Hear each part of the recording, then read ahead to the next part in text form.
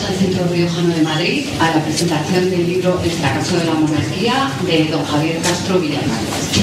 Para nosotros es una gran satisfacción que un título de la editorial Planeta sea presentado en esta casa y por dicho motivo, en primer lugar, desde la Junta Directiva le queremos agradecer a la editorial Planeta que haya contado con nosotros. Bueno, para presentar este interesantísimo libro contamos con una variada mesa formada por personas de reconocido prestigio intelectual a quien yo voy a pasar a presentar brevemente para luego cederles la palabra y escucharles hablar sobre el libro, que es a lo que hemos venido todos esta tarde aquí. Bueno, en primer lugar contamos con don Rafael Borrás, director de la colección España Escrita de Editorial Planeta. Es una persona con una dilatadísima carrera editorial, autor de señaladas obras, entre otras las dedicadas a las figuras de Don Juan y del Rey, entre otras obras. También contamos con la presencia de don Javier Gómez de Liaño, abogado y magistrado en excedencia, un jurista de una reconocidísima trayectoria profesional y prestigio profesional. Y bueno, actualmente compagina su carrera como abogado con la colaboración en diferentes medios de comunicación. También contamos con la presencia de don Diego Camacho, coronel de infantería, que nos ha acompañado en numerosas ocasiones en la casa, en concreto en alguna ocasión en el ciclo dedicado a historia dirigido por el profesor Azcona.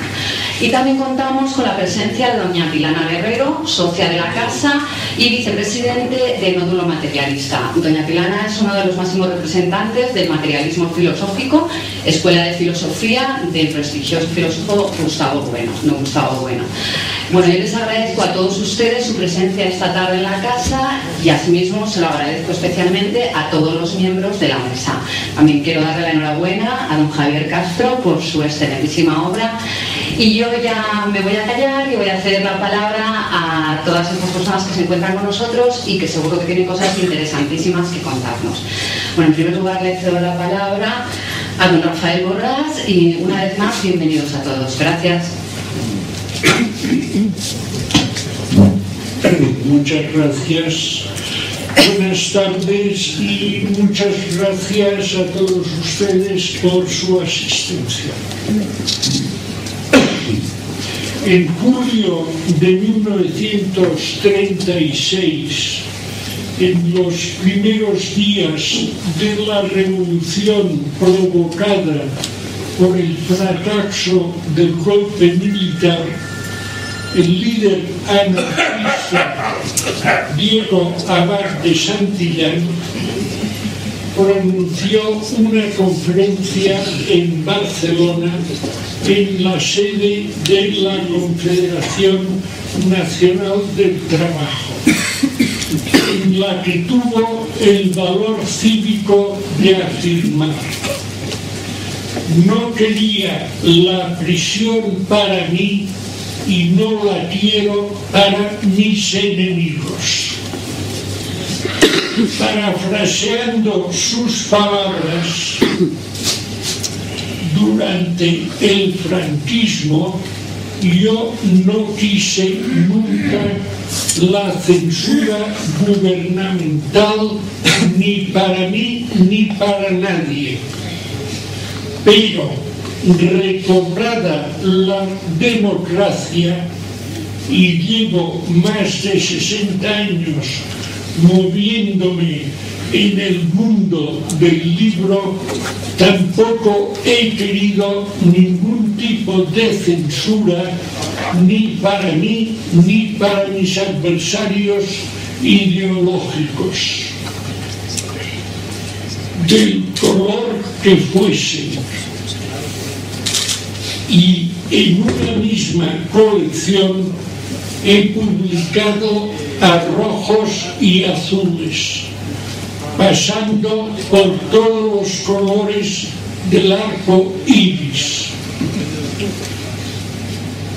Desde las memorias de Santiago Carrillo, ex secretario general del Partido Comunista de España, a las de José Utrera Molina, ex secretario general del movimiento.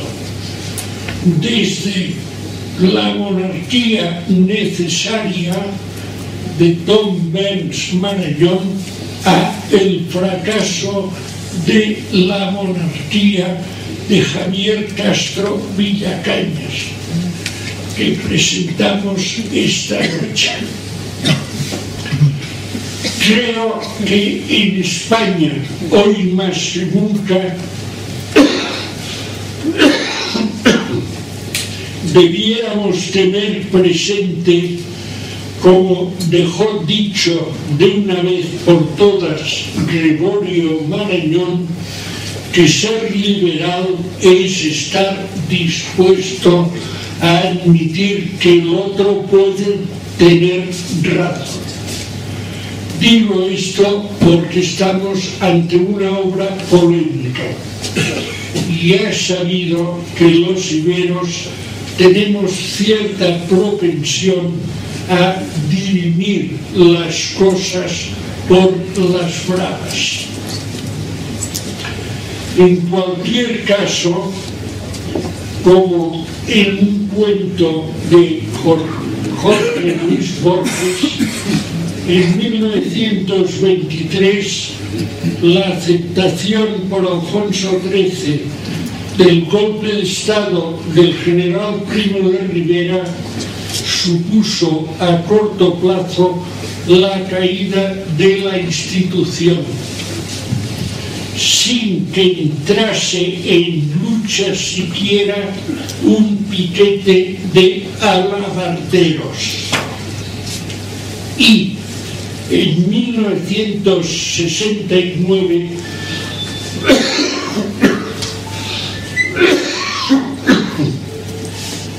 la aceptación por su nieto Juan Carlos de Borbón del golpe de Estado que provocó la guerra civil, recibo de su excelencia el jefe del Estado y generalísimo Franco la legitimidad surgida el 18 de julio de 1969, posibilitó el regreso de la dinastía al trono, perdido por Carlos IV y Fernando VII en 1808, por Isabel II en 1868 y por el mencionado Alfonso XIII en 1931. Por ello, el profesor Carlos Rojas pudo declarar en su momento: es sencillamente inconcebible, salvo en el teatro del absurdo, que una dinastía expulsada del país en tan poco tiempo, menos de 150 años, siga reinando. Diríase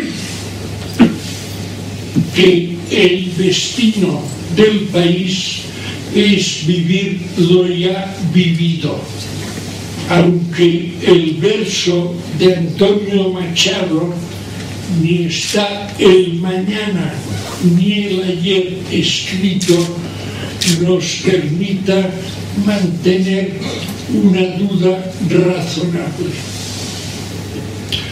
Juan Carlos I, al aceptar el cargo, se aseguró de que de la ley a la ley, en la monarquía instaurada, todo podría cambiar para que todo siguiese igual. Como oportunamente recuerda Javier Castro Villacañas, Torcuato Fernández Miranda, su mentor más calificado, lo había explicado sin tapujos.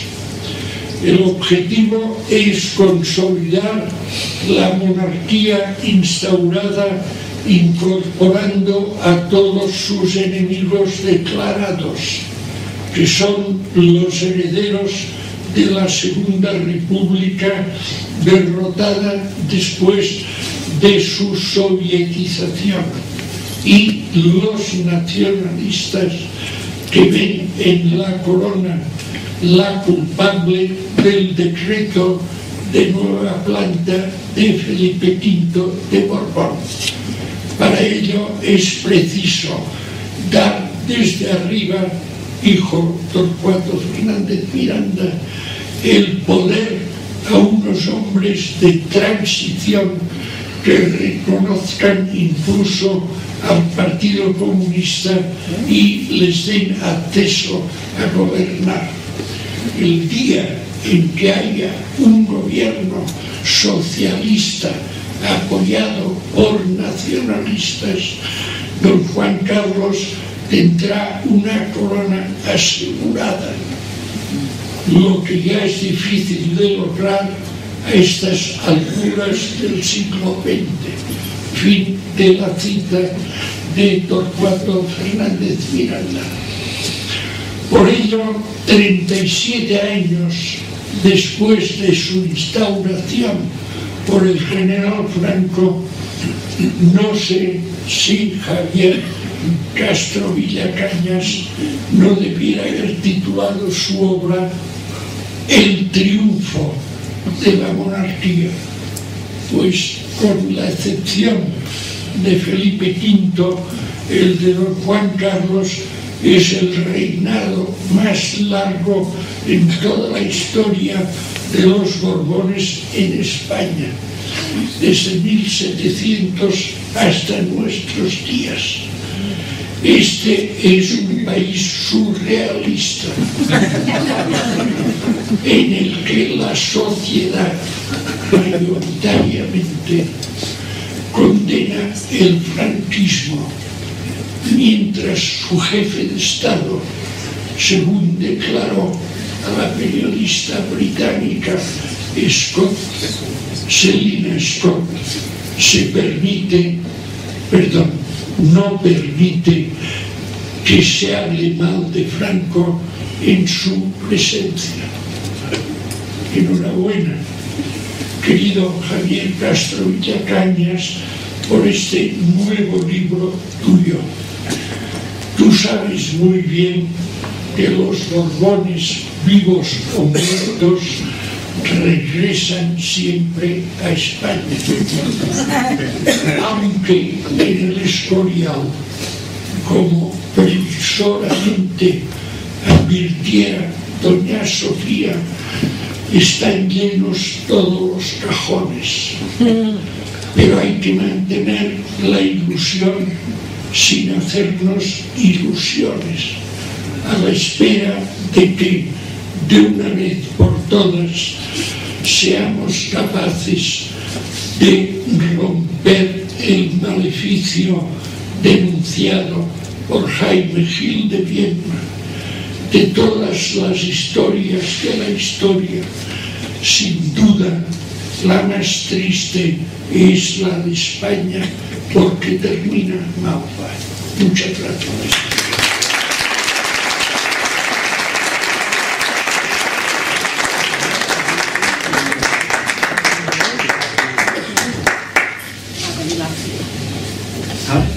A continuación le cedemos la palabra a doña Pilana Guerrero. Gracias, a Pilana. Muchas gracias. Muchas gracias. En primer lugar, quiero agradecer a Javier Castro su invitación a la presentación de su libro y agradecer, por supuesto, al Centro Riojano la acogida a la propia presentación. En primer lugar, sobre el libro, lo que se puede decir es que es un ensayo bien serio sobre, tal como lo prefiere el autor, el reinado de Juan Carlos I. Aunque, en efecto, el propio título, al hablar del fracaso de la monarquía, deja entrever que en realidad no es tanto esta monarquía, aun cuando efectivamente todo acabe en ella, sino la idea de monarquía en sí misma. Y quiero decir con esto que el libro se puede decir que tiene dos planos, como serían el de la historia fenoménica de la propia monarquía, no ya solo del propio Juan Carlos I, sino de la monarquía española, por situarlo donde comienza el propio libro, a 200 años de ella, con las Cortes de Cádiz.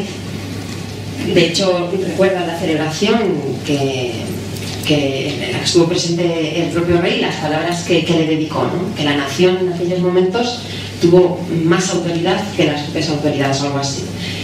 Y con esto quiero decir que no es poco el periodo de la historia de España que analiza Javier Castro, como digo, en estos dos planos, como diríamos, de la historia fenoménica, es decir, el relato de lo que pasó, con personajes, confidencias. En este sentido es todo una demostración de que conoce el tema, como he dicho, con seriedad, profundamente. No es en absoluto partidista en cuanto al sentido peyorativo de esta palabra, no es en este sentido maniqueo. Todo lo que se ha podido decir sobre la figura del rey Juan Carlos lo recoge. Quiero decir que los autores que sí que son partidistas, digamos, bien del PSOE, bien del Partido Popular o de otros partidos políticos o ideologías no alineadas a los partidos citados. Y en ese sentido, pues nada tenemos que objetar. Quiero decir que, sobre todo, incluso lo que se puede decir es que agradecemos el que en el relato de esta historia fenoménica aparezcan los episodios que desde la ideología de la democracia, tal como es considerada en la actualidad, quieren ser eclipsados. La propia fotografía de la portada es lo que quiere ser, ¿verdad? Es el rey Juan Carlos junto a Francisco Franco, en un lugar, digamos, que puede ocupar como príncipe. Esta situación que Rafael Borrás ha reconocido como inusitada en la historia. Me gusta mucho, por cierto, esa parte del libro en la que Javier Castro habla de la singularidad de España respecto a este tema, de cómo no se ha decapitado a ningún rey, de cómo todos se han marchado, han vuelto, pero en cualquier caso su individualidad corpórea se ha mantenido. Y por defecto profesional, si se quiere, la filosofía de la historia que se practica es lo que a mí más me ha llamado la atención y sobre lo que me gustaría subrayar en esta presentación. Y es que Javier Castro, si me permite, habla del futuro perfecto de la institución o del reinado. ¿Qué quiero decir con esto? Pues que de alguna manera ensaya su fin o perfila su definición en cuanto que da por terminada esta, no dinastía, pero este reinado. De alguna manera viene a cerrar la posibilidad, según el ensayo que él ejercita, como digo, de filosofía de la historia, de que Felipe VI tenga alguna posibilidad, por la dificultad de mantener, y esto yo creo que es el núcleo del ensayo y lo que caracterizaría el reinado de Juan Carlos I, un pacto de poder preconstitucional basado en el consenso entre distintas fuerzas políticas, bueno, de alguna manera también lo ha dicho Rafael Borrás, naturalmente enemigas. Es decir, como dice Javier Castro, una monarquía socialista. Igualmente, sobre este concepto recoge la filosofía alemana que la introdujo en España. Es interesantísimo este capítulo, pero como digo, lo que desde el materialismo filosófico se puede decir es que no se podría hablar desde el futuro perfecto, es decir, no se puede dar este reinado por acabado, salvo que nos acojamos a una petición de principio que además, bueno, de alguna manera puede ser una tesis dialéctica. Javier Castro expone, él hace residir la naturaleza de este reinado tan atípico, tan singular en la historia de España, por esta razón de que es nombrado, elegido por Francisco Franco como sucesor al título de rey, en este pacto de poder. Y de alguna manera esto es lo que Felipe VI seguramente no va a poder continuar, digamos por dificultad. Elige la figura del castillo de naipes. Es una situación de equilibrio tan difícil de conseguir que en la medida en que Juan Carlos I ha buscado tan solo el mantenimiento de este equilibrio, repetirlo sería improbable. Pero como decía, desde la filosofía de la historia del materialismo filosófico, esta ficción, si se quiere, para acabar el relato, de ver el reinado como acabado, por el hecho de fundamentar la propia vida del monarca, de ahí que se llame juancarlismo, y es verdad que se dice en general, es algo acogido por los medios de comunicación, que en España no hay monárquicos, hay juancarlistas, o que los monárquicos son muy pocos, pero que la mayor parte de los partidos que han aceptado este pacto de poder lo que son es juancarlistas. Bueno, pues digo yo, esto es una licencia que realmente, si tenemos que analizar el reinado de Juan Carlos I, no nos podemos tomar. Es decir, hay que analizar el reinado desde el presente político, porque no nos cabe hacerlo de otra manera, puesto que el futuro es imposible conocerlo. Y en ese sentido, pues ese pacto de poder, que como digo está perfectamente explicado, pues no se puede decir que haya cumplido con su misión, en la medida en que estas fuerzas enemigas que acoge la monarquía, pues es muy difícil verlas en su desarrollo. Digamos que de partida, aceptado este pacto, se trata de consolidar con toda la corrupción que entre medias pueda caber ideológica. Pero de hecho, y es aquí donde quiero poner lo que diferenciaría mi perspectiva en filosofía de la historia de la de Javier Castro, tan solo se puede hablar del fracaso de la monarquía desde España, no desde una idea de democracia según la cual la cantidad, despreciable o no, pero en cualquier caso, España queda en un segundo lugar. Yo quiero decir que si es verdad que la monarquía de Juan Carlos I es un fracaso, sería desde la plataforma de España. Y entonces ahora tendríamos que decir, ¿cómo queda definida España en el libro de Javier Castro? Como una nación política, en efecto, pero sobre todo como una democracia con déficits. Digamos, hasta el punto de que no llega a ser ni democracia. Javier Castro habla de la verdadera democracia cuando llegue la verdadera democracia. Pero desde el punto de vista del materialismo filosófico que yo quiero representar, la democracia coronada, el reinado de Juan Carlos I, la monarquía constitucional española, como se le quiera llamar, es la que es, y no se puede ensayar su análisis desde una idea pura de democracia que nunca va a poder tener lugar. En cambio, sí se puede analizar desde España como nación política. Y claro, aquí la singularidad de la monarquía es donde no lo es tanto, o en todo caso sería la singularidad de la propia historia de España, a diferencia del resto de naciones políticas del planeta, se me permite, que es la de haber constituido el primer imperio universal positivo.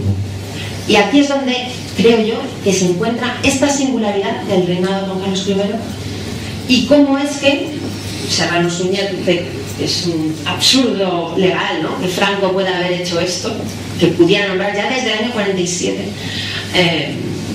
esta ley de sucesión, ¿no?, y nombrar a Juan Carlos I como sucesor suyo.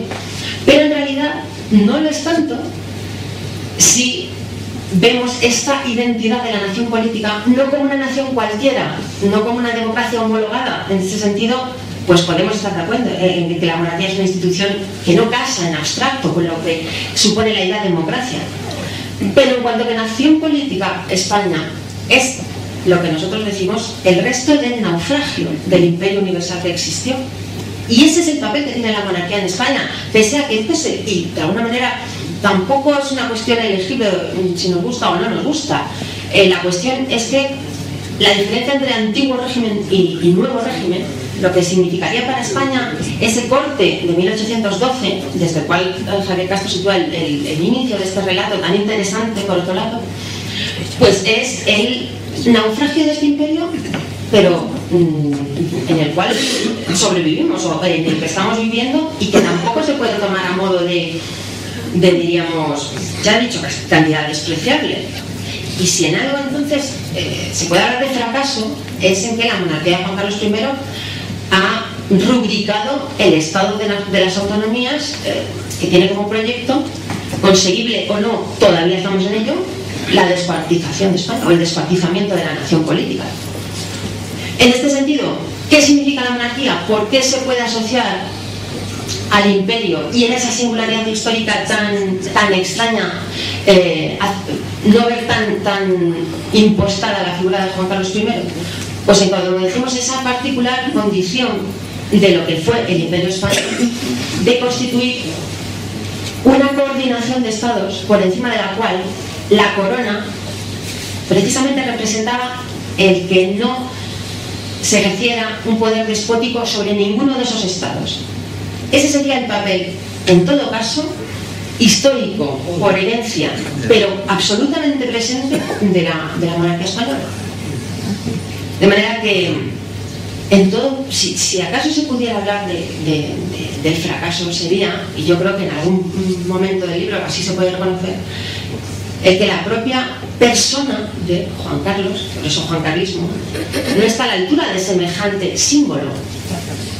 Pero podríamos decir, no es una cuestión personal de Juan Carlos, porque ese pacto de poder en el que Javier Castro se basa, quiero decir, cuyo libro explica, tendríamos que decir que tan representativo de ese fracaso de España son aquellos partidos políticos que se conchaban en ese pacto preconstitucional de Javier Castro para que España pueda seguir existiendo ahora ya bajo estos planes y programas, al margen de que se amparen bajo una monarquía o no, de la secesión de alguna de sus partes.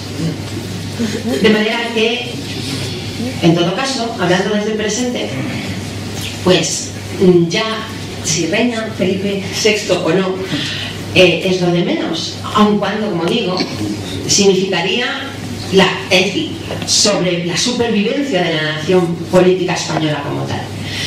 Pero como digo, si es que cabe la posibilidad de ver como antihistórico o irracional el mantenimiento de la monarquía española todavía en el presente, pues es porque no se tiene en cuenta esta idea de lo que significa vivir en los restos de un naufragio como fue el de los imperios. Y así es como entendemos el que pueda haber un monarca, el que se pueda celebrar la Constitución de Cádiz, como dice Gustavo Bueno en su artículo publicado en el Cazoplepas, Adiós a Cádiz. Y es que, como digo, este fracaso se mide siempre desde alguna plataforma. Desde la propia monarquía es imposible. ¿Qué objetivo podía tener la monarquía? Bueno, Javier Castro presenta la posibilidad de que la propia institución lo único que busque sea su propio mantenimiento, ¿de acuerdo? Pero necesita de otros poderes, fundamentalmente la socialdemocracia, para mantenerse. Eso, desde luego, está perfectamente recogido. Ahora, para mantenerse, como decimos, en España, y donde se está dirimiendo precisamente el sostenimiento de esta plataforma desde la cual el fracaso o el éxito todavía está abierto. Eso es lo que me parece a mí. Y la palabra...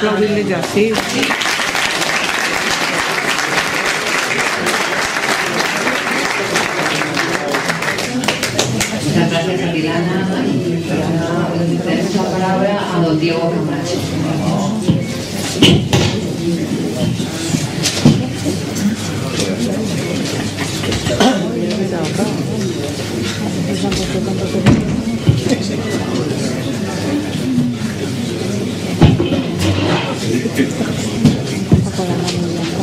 Bueno, ya que la culpa es mía, pues lo voy a respetar yo. Buenas noches.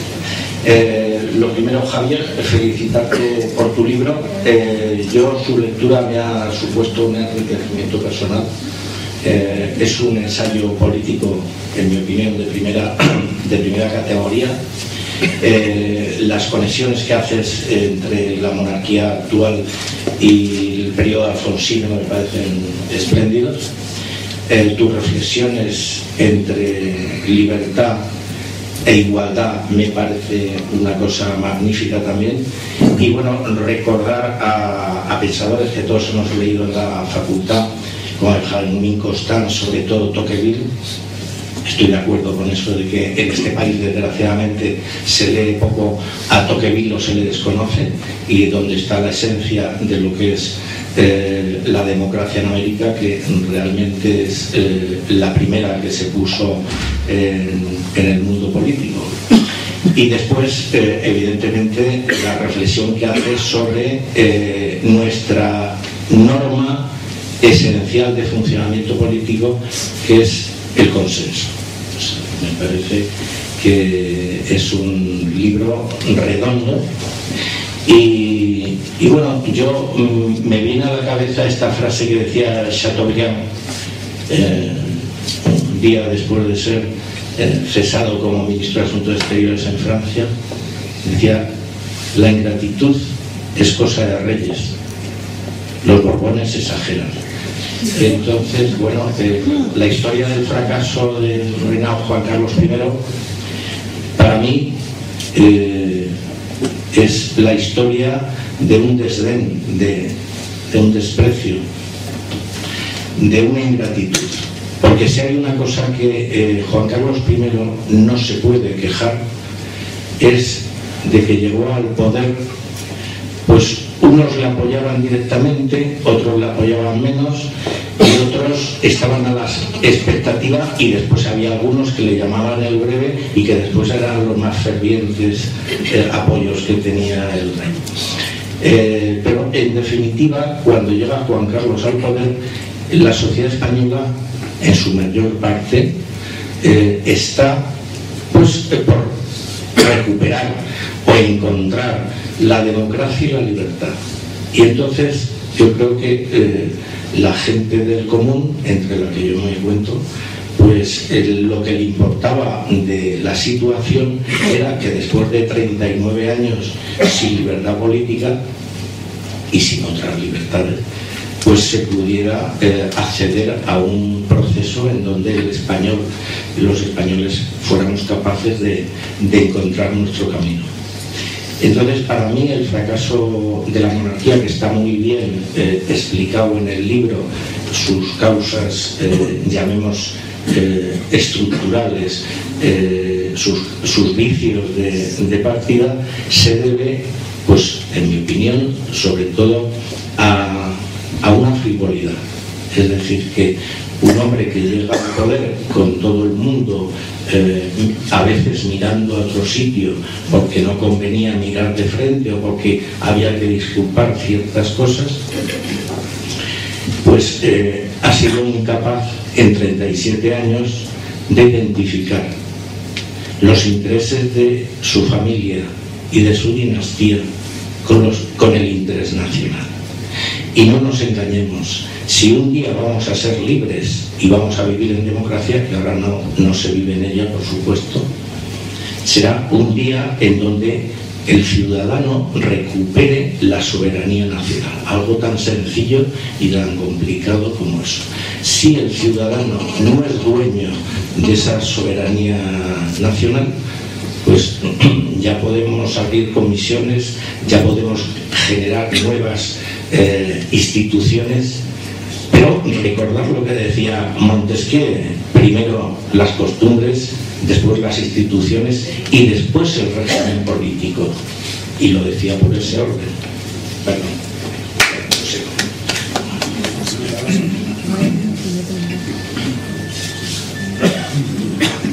Entonces, para no aburrirles, yo, al leer el libro, cuando leía el pacto del consenso, que es el principio de todos los males, porque es la desvirtuación del sentido democrático, es la desvirtuación de lo que es la soberanía popular, yo me acordaba, bueno, pues del único paradigma que yo viví directamente, que fue en el 23 de febrero.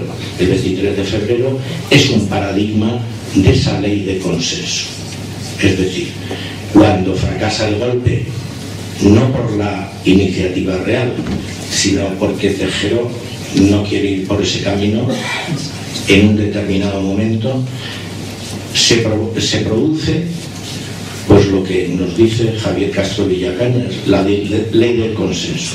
Se le hace al rey el factor de haber sido el que para el golpe, y todos los políticos que estaban de acuerdo y de consumo con la corona para dar ese golpe de timón se cuelgan de la casaca del rey y todos se hacen salvadores de la patria. Y entonces resulta que el 23 de febrero se convierte en que una Guardia Civil y unas Fuerzas Armadas son las que han dado ese golpe. No, señor. El golpe del 23 de febrero no fue un golpe institucional de las Fuerzas Armadas. Las Fuerzas Armadas, la Guardia Civil, sirvieron de herramienta para los planes de unos señores que diseñaron el golpe. Pero no se dio un golpe estilo ni Chile de Pinochet ni generales argentinos.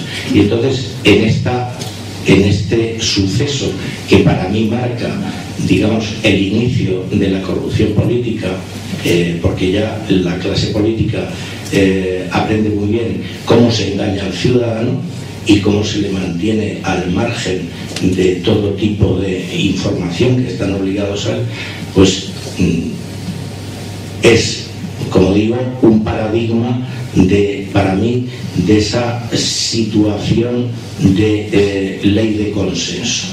Ahora estamos viviendo el momento de la corrupción más álgido y vemos salir de pronto a un expresidente socialista diciendo que hay que llegar a un acuerdo para acabar con la corrupción. Pero si el acuerdo está muy sencillo, cumplir la ley y hacerla cumplir, claro.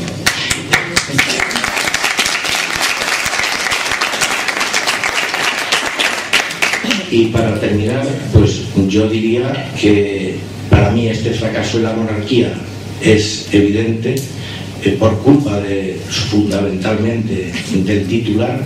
El decirlo no me hace en absoluto feliz, todo lo contrario. Y yo creo que, parafraseando un poco a Winston Churchill, podríamos decir que nunca en España uno ha debido tanto a tantos.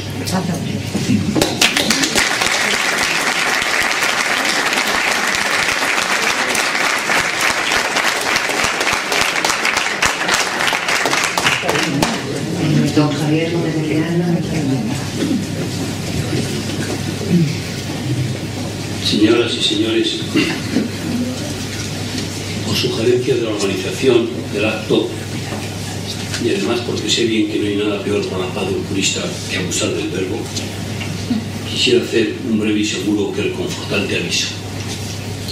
En mi intervención no emplearé más de 10 minutos. Dicho lo cual, sigo mi paso.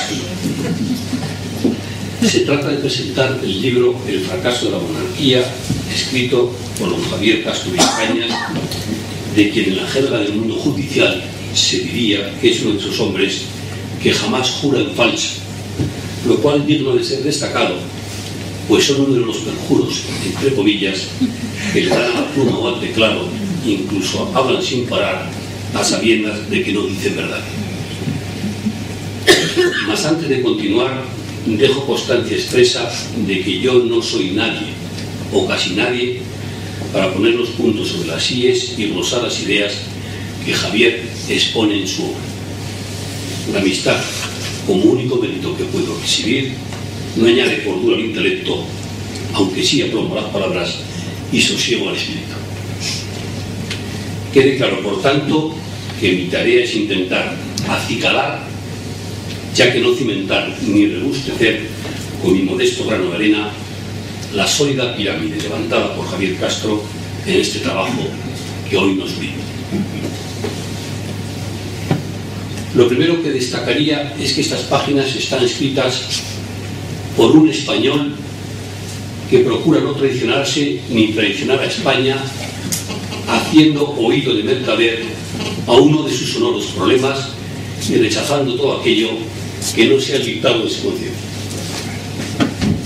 Javier Castro Villacañas, en El fracaso de la monarquía, con el elevado rigor cual corresponde a su sólida formación, a lo largo y ancho de más de 300 páginas, 345 para ser exacto, en una revuelta maraña de sucesos históricos, datos, referencias, nombres y pensamientos elaborados con paciencia de monje y con un buen olfato crítico y erudito, va dando a Dios lo que es de Dios, o si se prefiere, al César lo que es del César, a reyes, a príncipes, a presidentes de gobiernos, a ministros, a partidos políticos, a historiadores, a filósofos, a politólogos, a jueces y a más gente de regular vivir.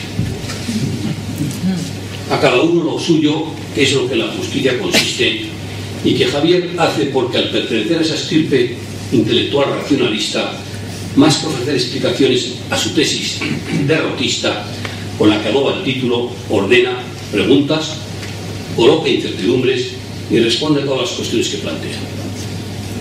Sus atalayas son la historia y la verdad, lo cual ya es una gran cualidad, pues desde hace algún tiempo en España, repito, decir la verdad es casi un acto de subversión de valores. Javier Castro, en su libro, habla de la monarquía en voz alta para orientarnos a los lectores de buena voluntad sobre qué ha pensado, qué ha pasado y qué está pasando con la institución monárquica, hasta lograr dar con lo que el subtítulo del libro denomina claves políticas del reinado de Juan Carlos I. Ahora bien, aunque el libro se ocupa del pasado y del presente de nuestra monarquía parlamentaria, en realidad, y así a mí me lo parece, se preocupa más de su futuro, lo que su autor hace con la sana intención de ayudar a que el mañana de la monarquía sea mejor que el de hoy.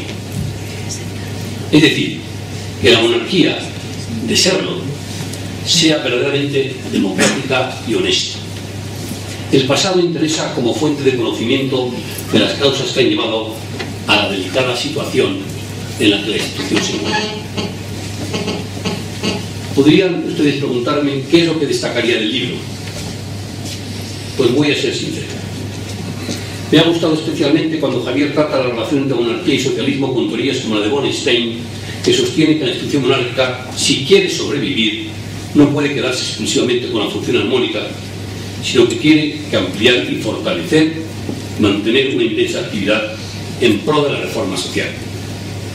Me ha entusiasmado igualmente el recordatorio que hace con mano maestra de la figura del rey Juan Carlos, creada a imagen y semejanza de Franco, quien en palabras del cuñadísimo, o sea, de Ramón Serrano Suñer, que alguien que sin ser rey nombre sucesor al título de rey, es una de las cosas más absurdas que ha podido escribirse en el derecho público del mundo. He disfrutado cuando he leído esa verdad como puño, página 162, de que la monarquía de todos se ha convertido con el paso de los años en la monarquía de unos pocos grupos e individuos unidos al rey por intereses políticos y económicos. Y me ha parecido espléndida, cómo no, la disección que hace de la división de poderes desde la perspectiva de sabios como Locke, Montesquieu o Alexis de Tocqueville, y la tesis del consenso como sinónimo de responsabilidad que expone a partir de la página 276. Mas si tuviera que elegir, créanme, me quedo con lo esencial.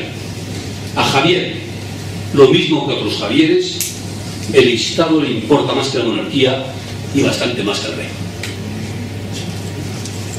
Es indiscutible que el libro es crítico con la figura del rey, pero en la censura Javier, a partir de lo que ve, hace diagnóstico y con fino bisturí propone medidas sin excluir las quirúrgicas para sanar a un paciente en delicado estado de salud.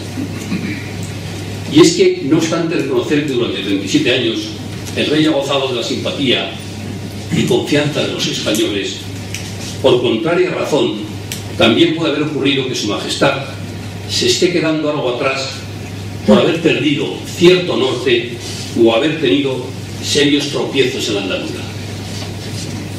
Está visto que la monarquía española, como todas las monarquías, como ornato ya no funciona, y un fallo político de cierta envergadura puede acarrear el hundimiento con toda una secuela de imprevisibles soluciones no deseables. Como el 22 de abril de 2012 escribía el director de nuestro periódico, o sea, El Mundo, es decir, Pedro J., y lo hacía en su habitual carta dominical titulada La Prótesis, iba a cuento de la operación del rey a raíz del traspié en el delta de Okavango, en Botsuana. En el cuerpo original de la supuesta regulación constitucional de la monarquía española, con el que se las ha apañado hasta ahora, hay que insertar la prótesis legislativa que compense las erosiones y atrofias del paso del tiempo y mejore las prestaciones de la institución a los españoles. Fin de la cita. Un rey debe saber que su poder es el instrumento de los fines de su pueblo. Ya lo dijo Raimundo Lulio, lo mismo que dijo que el desacuerdo entre el monarca y los ciudadanos difícilmente alcanza a ser remediado. Un buen rey, o un rey bueno, que tanto monta como monta tanto, sabe que la institución monárquica no puede basarse solo en el encanto personal, ni se hace en los museos de figuras de cera, esas colecciones que no sirven más que para que, llegado el caso, haya que derretirlas a fuego rápido con el consiguiente calentón de cabeza y heladura de pies. Sobre el calendario de España han pasado 34 años desde que nuestra Constitución proclamó a la monarquía parlamentaria como forma política del Estado y a don Juan Carlos I de Borbón, rey de España. O sea, un híbrido de rey con atribuciones de presidente de la República. Digo esto porque, al margen de las encuestas, creo que el sentimiento de los españoles no es la disyuntiva república o monarquía, sino la democracia. Y aunque es verdad que la primera es más racional que la segunda, sin embargo, la historia nos enseña que no siempre la política se guía por la razón. En los términos república o monarquía no se encuentra la solución a los problemas, sino en sus gobernantes e instituciones. Lo digo según lo pienso. Ante el presente estado de cosas veo claro que objetivamente España no está para terceras repúblicas. Sería un cambio más difícil y mucho más incierto que el de la transición tras la muerte de Franco. Ni siquiera los últimos escándalos que afectan a la institución son motivos suficientes para agitar el ambiente en favor de un cambio de la monarquía a la república, por más que a unos y a otros la segunda guste más que la primera. No, desde luego, en la España actual. Pensemos todos durante un instante, si les apetece, en los posibles presidentes de una tercera república española. No sé si ustedes lo han hecho. Yo sí, y no pocas veces. Declaro que en mi caso el resultado ha sido siempre una muy inquietante y tenebrosa pesadilla. Cosa distinta es una aplicación de don Juan Carlos I en favor de don Felipe de Borbón, eventualidad que Javier Castro trata en el epílogo de su obra con el título El problema de la sucesión, la vía muerta de Felipe VI. Aquí seré muy escueto y querría ser igualmente contundente. Parto de un axioma que naturalmente pongo en cuarentena. Tengo para mí, y no me faltan pruebas, de que el príncipe Felipe se ha hecho un hombre de sólido pensamiento y serenidad de criterio. Los sondeos de opinión demuestran que es capaz de llevar las riendas del Estado. No estoy diciendo que la sucesión del rey sea una imperiosa necesidad, pues quizá no sea hoy el momento más oportuno, pero sí lo es preguntarnos si no habría que dejar que la monarquía española siguiera el camino que trazan pies mucho más jóvenes. Don Juan Carlos ya no es joven, aunque tampoco viejo. Ese estado de vida, a decir del sereno rey, le convertiría en un rey leal. Me preocupa que desde hace algún tiempo las peores arrugas del rey de España no sean las de la cara, sino las del alma. Es un axioma que lo viejo es débil y lo joven fuerte. El príncipe don Felipe ya es un joven maduro, lo cual podría ser una suerte. La corona tendrá que pasar su propia transición, que empezará el mismo día en que don Felipe tenga que asumir la jefatura del Estado. Pero insisto, ahora, en tiempos de turbulencias, quizá sea saludable seguir el conocido consejo de no cambiar de caballo mientras se cruza el río. Voy concluyendo. Javier Castro Villacañas pronto cumplirá 50. Casi medio siglo de vida en el cual se apuntan bastantes trienios fecundos en ciencia y saber. Para mí son muy aleccionadoras las páginas que Javier nos pone delante de los ojos. No sé si lo hace para espantarnos, para protegernos o para deleitarnos. Tal vez cumplan las tres funciones al mismo tiempo, y poco importa si queriéndolo o sin quererlo, pues el resultado no siempre marcha por el buen sendero del propósito. A mí, y espero que a todos ustedes, me produce una enorme satisfacción poder decir en voz alta que mi amigo Javier Castro Villacañas acierta. Puede que en él el fenómeno de acertar no sea inusual, aunque sí lo sea el proclamarlo a los cuatro vientos e incluso disparando cohetes si fuera preciso para que se oiga mejor.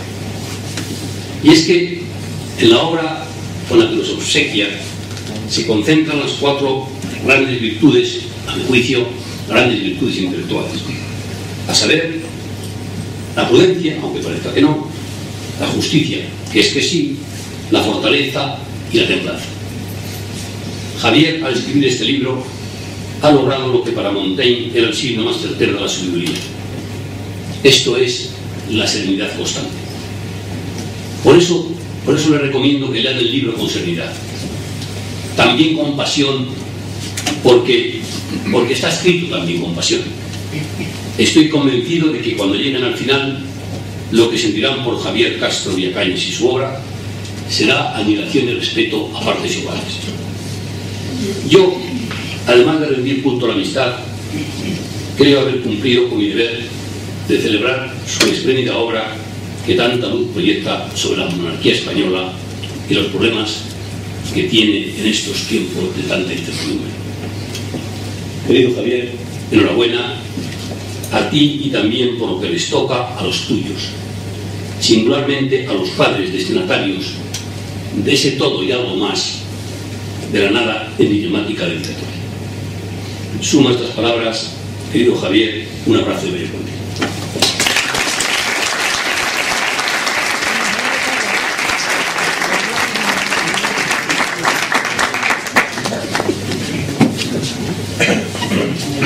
Javier ha venido a hablar. Desgraciadamente, buenas noches a todos. Desgraciadamente he venido a hablar de mi libro, pero voy a intentar hablar menos de los 10 minutos que decía Javier Gómez del Llano.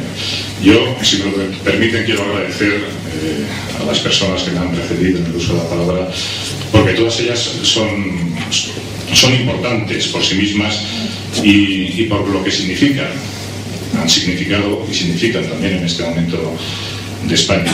En primer lugar, Rafael Borràs, pues tenerle aquí con nosotros es un auténtico lujo. Él dice que lleva más de 60 años profesionales dedicados al mundo de la edición y está visto que no piensas abdicar, ¿no? En eso te pareces a Juan Carlos, ¿no? Ni jubilarte ni abdicar por el momento. Yo soy republicano. Y entonces los republicanos no podemos abdicar Por supuesto que sí, porque es antidemocrático que los cargos públicos sean hereditarios como una monarquía y que sean además improrrogables. ¿No dijo el Papa en su momento que los obispos y los cardenales tenían que dimitir a los 75 años? Un presidente de la República se somete al consenso de sus conciudadanos cada 4 o 5 años. No tiene un mandato vitalicio. Bueno,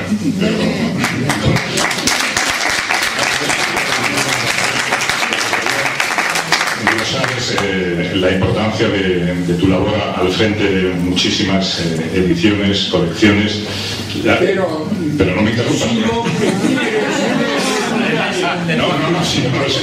Porque si te retiras me quedo sin editor.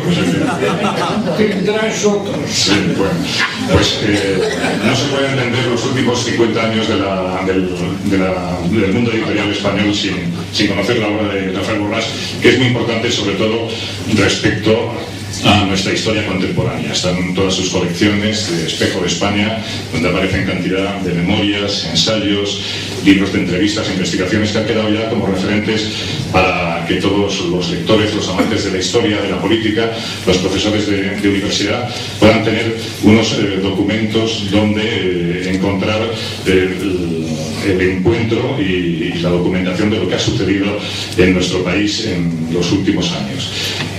La colección Espejo de España es una auténtica maravilla, pero es que luego hubo más. Estaba en la editorial Plaza y Janés, así fue la historia contada en ediciones de Cara y Cruz, y ahora nuevamente en la editorial Planeta esta colección de España escrita, donde se me ha dado cobijo y donde se me ha permitido publicar este libro. Pero Rafael Borràs, aparte de editor, es escritor y es investigador y es historiador, y tiene 3 libros para mí que son fundamentales para entender lo que ha significado la monarquía española en el siglo XX y ya también en el siglo XXI. Su libro, su biografía sobre el rey Alfonso XIII, el rey perjuro, que presentamos yo creo que hace ya 15 o 20 años en la Facultad de Derecho de la Universidad Complutense de Madrid. Luego también la biografía que realizó sobre don Juan de Borbón, el rey de los rojos, y también un libro sobre el actual rey, Juan Carlos I, el rey de los cruzados, aparte de otros muchos libros. Pero hay 3 libros que para mí son una delicia, y yo voy a aprovechar para aconsejar a todos ustedes que si no los han leído o si no han tenido acceso a ellos, que los compren, que son sus memorias de editor, porque yo creo que tú, Rafael, te has pasado media vida persiguiendo a los personajes públicos para que publicasen sus memorias, que tú no tuviste más remedio que publicar las tuyas, ¿no? Que entonces hayan quedado pues toda tu historia personal y profesional en 3 libros que son maravillosos: La batalla de Waterloo, La guerra de los planetas y No fue el azar, fue la razón, ¿no? Es La razón frente al azar, perdón, que es el tercer libro de memorias, donde vienen cantidad de anécdotas, de historias, de relatos, pues de esa Barcelona de los años 50, del mundo cultural, político, 60, 70, 80, 90, hasta llegar hasta el siglo XXI, con lo cual casi toda la memoria de España están en estas obras escritas por Rafael Borràs. Pero lo más importante de Rafael, y aquí sí que no me puedes cortar la palabra porque no te lo permito, es que él no solamente ha ayudado a que decenas de españoles conozcan y se enamoren de la historia de España, porque sí es verdad lo que dijo el poeta, que los ojos aprenden cuando miran. Es más verdad que el corazón, para enamorarse y para sentir pasión, tiene que conocer y tiene que saber. Y gracias a toda tu obra editorial, a todos los libros que has dirigido, a toda esa labor que has realizado, siguiendo esa máxima de Gregorio Marañón de intentar comprender las razones de vosotros, son muchísimos los españoles que han llegado a conocer y han llegado a amar a España y a su historia. Pero yo creo que hay algo todavía más importante, Rafael. Gracias.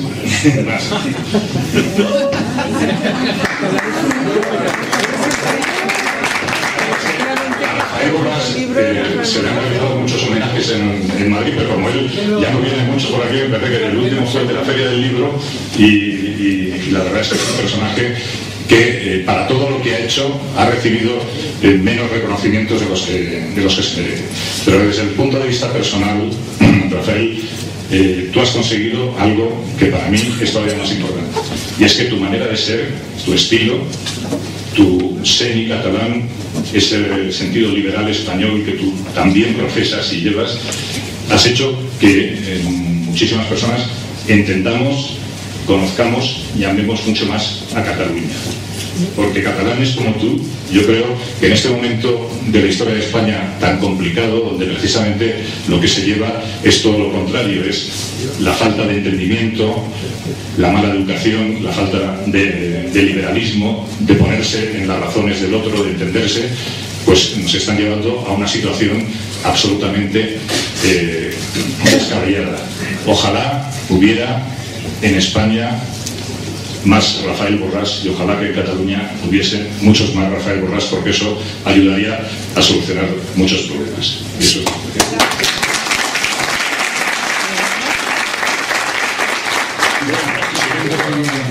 Los demás que me han precedido, acaba de llegar el presidente del Centro Riojano, Pedro López Arriba, que ha estado muy bien representado por Teresa Chincheturu, que es además una excelente abogada, pero sí quiero decir 2 cosas en relación al Centro Riojano y a la labor que realiza Pedro López Arriba, porque es fundamental. Ahora mismo el Centro Riojano se ha convertido en un punto de encuentro, de debate, de discusión, un foro donde se sigue un poco la filosofía de Rafael Borràs, de dar micrófono y dejar que cualquiera que tenga algo que exponer y que decir, y lo haga con buena educación y con buenas formas, pues aquí tiene su sitio para que lo pueda realizar. Y eso es una labor muy importante, sobre todo en esta época de crisis, donde somos muchos los que estamos buscando respuestas a la cantidad de preguntas que nos hacemos. Pero es que Pedro López Arriba, aparte, es vicepresidente del Ateneo de Madrid, del viejo caserón de la calle del Prado y es presidente de la sección de Ciencias Jurídicas y Políticas del Ateneo. Y lleva ya más de 2 años celebrando en el Ateneo toda una serie de jornadas, de cursos, de reflexiones sobre la necesidad del cambio político y de la reforma constitucional en España. Y muchos de los aspectos que aparecen en el libro, naturalmente, pues se han discutido, se han debatido y los hemos hablado en el Centro de Estudios Jurídicos y Políticos del Ateneo. La necesidad de una reforma política que consiga algo tan importante como es la división de los poderes del Estado, la independencia del Poder Judicial, que Javier López de Villaño tanto se preocupa y se ocupa en sus artículos e intervenciones en los medios de comunicación, algo que desgraciadamente vemos que cada día incluso va peor, ¿no? En vez de esperar que se regeneren y que se solucionen las cosas, pues cada vez muchísimo peor. La reforma de la ley electoral, donde se consiga realmente una representatividad, la vinculación directa entre el elector y el elegido, la eliminación de la corrupción, el imperio de la ley, donde todas las instituciones del Estado estén sometidas al sometimiento de la ley. Todos esos principios y todas esas discusiones pues se están realizando en el Ateneo de Madrid y yo quiero por ello felicitar también a Pedro López Arriba, porque creo que esa labor es muy importante. Y en esa labor pues también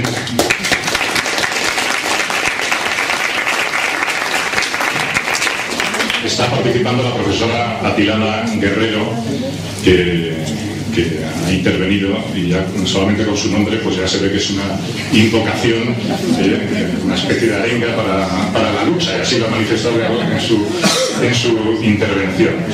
Pero es muy importante que núcleos de pensamiento, asociaciones de filósofos, la revista Cato Blepas, que es una revista crítica de pensamiento, y también la Asociación Nódulo Materialista, donde pertenecen varios filósofos, está su marido aquí, Pedro Insúa, y otros pensadores que veo también en la sala. También, sí, es que no conozco los nombres de todos. Rufino Salguero, bueno, pues cantidad de profesores, de filósofos que, como ella ha señalado, están muy preocupados por la situación política actual que vive nuestro país, por la existencia de España como nación y por la consecución de una verdadera democracia para todos nosotros, con lo cual es una labor muy importante. Y termino pues con los dos personajes que, por razones de su vida y de su profesión, pues quizá han sido protagonistas también de parte de la historia de España y de la historia de este régimen, del juancarlismo, cada uno en distinta posición. El coronel Diego Camacho era capitán de los servicios de inteligencia, es un hombre que es especialista en todo lo relacionado con los servicios de inteligencia. Ha escrito un libro que es imprescindible leer, Servicios de Inteligencia y Estado de Derecho, donde pone además el foco en el problema fundamental, y es que no se puede permitir la existencia de un Estado dentro del Estado. No se puede dejar fuera del control democrático y de los tribunales la actuación de unos servicios de inteligencia, que es tal la cantidad de medios, de personas, de dinero, de dedicación y de estructuras que tienen para no sabemos qué, que si no están bajo el control de un poder democrático y de un poder judicial, pues se encuentran fuera de toda legitimidad democrática. Y él fue testigo presencial de los sucesos del 23 de febrero. Lo ha explicado muchas veces, lo ha explicado incluso en esta misma casa, yo se lo he escuchado, y es increíble que han pasado 30 años de aquellos hechos y todavía se nos siga contando al pueblo español. El otro día aparecía todavía en la serie Cuéntame, pues la versión oficial del golpe del 23F, que todos sabemos que es mentira y que no es verdad. No sucedieron así las cosas. Diego Camacho fue testigo directo, tuvo la valentía en su momento de denunciarlo reglamentariamente como militar de honor que es.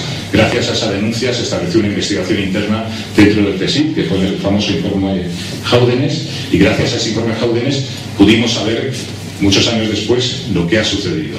Pero la versión oficial de que el rey salvó a la democracia en esa fecha, que sigue presentándose pues, permanentemente a todos los españoles, pues es algo que no hay manera de evitar. Pese a que existen libros donde se explica perfectamente lo que sucedió en aquellas jornadas. Yo en el libro dedico un capítulo específico al 23 de febrero y cuento las cosas como la versión que yo creo que es más acertada, que es la del periodista Jesús Palacios en su libro El golpe del CSIC, donde se detalla perfectamente qué es lo que pasó y qué es lo que ocurrió en aquel momento.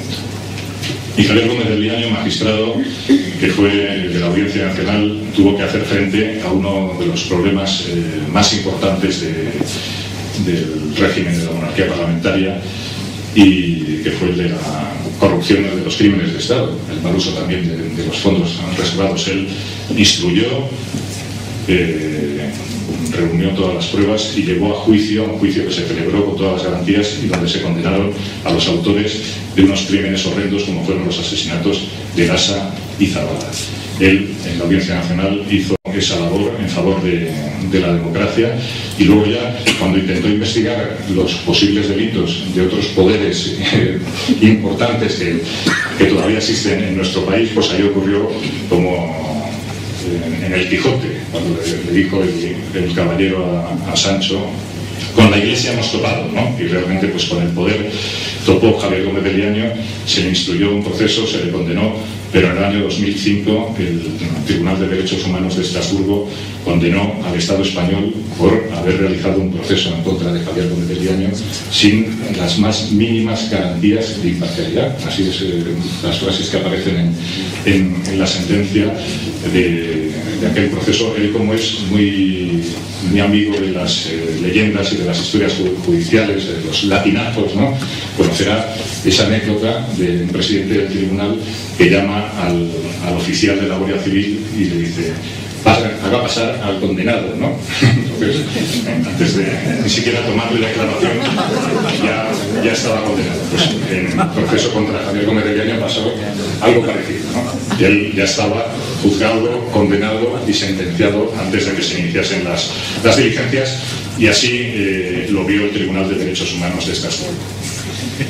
Y me he querido detener un poco en hacer estas brevísimas referencias personales a las personas que me han acompañado esta noche en la presentación de mi libro, porque es verdad, y Atilano lo ha señalado, que el año pasado, cuando el rey celebraba el 200 aniversario de la Constitución de Cádiz, tuvo que reconocer que en aquel momento la sociedad, la nación española, estuvo por encima de su clase dirigente. Yo no sé si actualmente, en este 2013, en este siglo XXI, la nación española está por delante de su clase política. Lo que sí estoy convencido, y viendo a muchas personas que están presentes aquí, para no estar por encima de la clase política, viendo a muchas de las personas que están presentes aquí, es que la clase política y dirigente de nuestro país está muy por debajo de todos nosotros, y que desde luego no nos merecemos cosas que están sucediendo, titulares de prensa que estamos viendo a diario, corrupciones que están apareciendo y que dejan a la sociedad, nos dejan a todos en un absoluto shock emocional, porque es verdad que no llegamos a entender cómo es posible que estén sucediendo y que hayan pasado toda esta serie de cosas. El libro El fracaso de la monarquía da una explicación a por qué sucede todo esto. Todo esto sucede porque las cosas se hicieron muy mal y se han hecho muy mal durante estos últimos 35 años. Yo no niego que hubiese buena intención en muchos de los partícipes y de los actores de esta operación política conocida como la transición. Naturalmente que hubo buenísimas intenciones y que el objetivo era la reconciliación, la concordia, la integración de los nacionalismos, llegar a un sistema democrático, pero la realidad que nos encontramos 35 años después es que el sistema hace aguas por todas partes. Y en el libro yo doy una explicación, con la cual se puede estar de acuerdo o no, pero doy una explicación de por qué ha sucedido todo esto. Y naturalmente, como decía Ortega, no estamos aquí para solucionar ni organizar asuntos pretéritos, sino que estamos y queremos organizar el futuro. A mí lo que me gustaría es que mi libro sirviese para la acción, sirviese para que surgiesen más opiniones, surgiesen más reflexiones y diésemos todos, cada uno de nosotros, porque esto tiene que ser una unión de voluntades, un paso adelante para arreglar los problemas de nuestro país, arreglar los problemas de España. En España hay muchas cosas que van mal. En España hay muchas cosas que se pueden y se deben mejorar. El otro día me comentaban que durante las últimas Navidades es cuanto más antidepresivos se han vendido en la farmacia porque está todo el mundo que no puede soportar la situación. Hay generaciones jóvenes que quieren irse de España, que no ven futuro. Yo creo que todavía hay que dar un margen a la esperanza. Son las situaciones difíciles y son las situaciones más complicadas las que producen también los momentos de cambio y los momentos de esperanza. Hay un verso, un poema precioso de Don Felipe, un poema zamorano y republicano que dice precisamente esto, que es una llamada a la acción, ¿no? Y que para que se demuestre que no puede ser la labor de una persona sola. Venid todos y ayudarme a sacudir este árbol. ¿No veis que solo no puedo? Venid pronto, que el fruto ya está dorado. Venid pronto antes que las estrellas se las coman los gusanos. Este árbol de España, este árbol merece que entre todos le agitemos y le demos todavía vida. Es un árbol que tiene unas raíces milenarias y yo creo que todavía puede dar muchos frutos y muchas esperanzas de cara al futuro. Pero es necesario que cada uno de nosotros asumamos nuestra responsabilidad. Y esta imagen del árbol de España me lleva también a otra imagen de otro árbol cantado por otro poeta, también republicano, Antonio Machado, que se fijaba en el viejo olmo herido por el rayo y en su mitad podrido, que le habían salido unas hojas verdes, ¿no? Y terminaba Antonio Machado diciendo que él esperaba hacia la luz y hacia la vida otro milagro de la primavera. Pues yo espero también que llegue ese milagro de la primavera, pero hay que creer en los milagros y hay que hacer todo lo posible para que los milagros se hagan realidad. Muchas gracias a todos.